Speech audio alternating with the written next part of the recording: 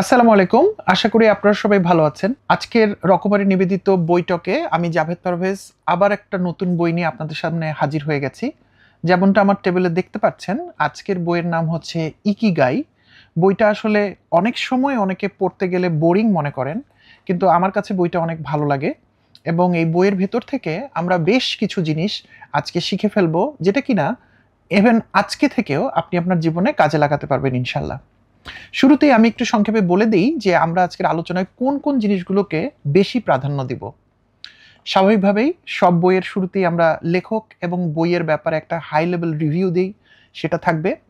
এরপর আমরা কথা বলবো বইটার যে মূল কনসেপ্ট অর্থাৎ ইকিগাই আসলে কি, সেটা আমাদের জীবনে কিভাবে ইম্প্যাক্ট ফেলে সেটা নিয়ে আমরা কথা বলবো। আমাদের কথার ভিতরে আসবে ফ্লো কনসেপ্ট, সেটা নিয়ে আমরা ডিটেল কথা বলবো।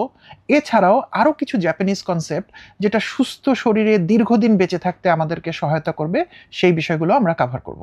এক লক্ষাধিক পণ্য আর অসংখ্য সুবিধা নিয়ে আস্থার রকমারি আপনার দোরে। যা কিছু দরকারি সাথে আছে রকমারি